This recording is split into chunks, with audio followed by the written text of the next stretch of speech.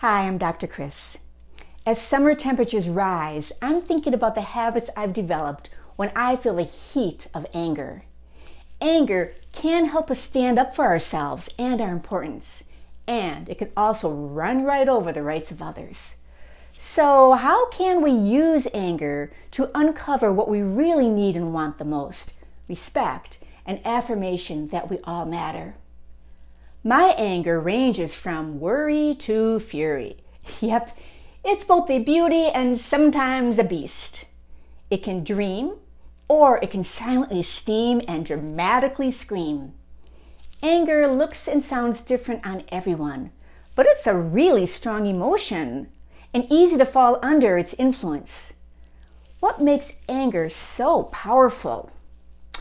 Well, when anger shows up, it can take over our senses, roaring in our ears, tightening our chest, even distorting our view. Sometimes when anger shows up, it makes allegations and tries to prove it's right at any cost.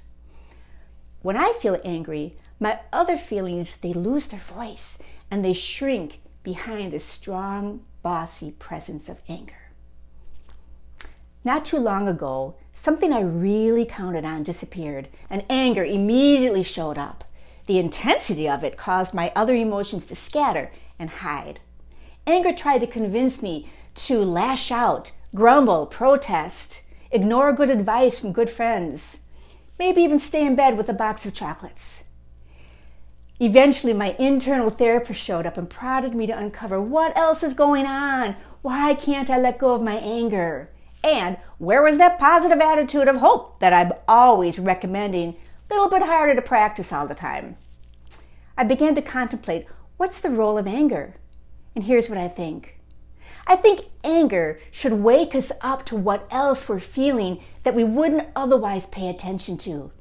Anger is like that orange warning light in your car that says something else is going on. Look inside. Anger has this big, loud mouth. It shouts over and above some of our other feelings that, whereas they are big feelings, they just don't know how to speak up. True, I was angry, but I was even more hurt and worried. I just didn't know it. But I deserve to feel all of these emotions to preserve this God-given value and self-worth that we have. Our vulnerable emotions let anger speak for them.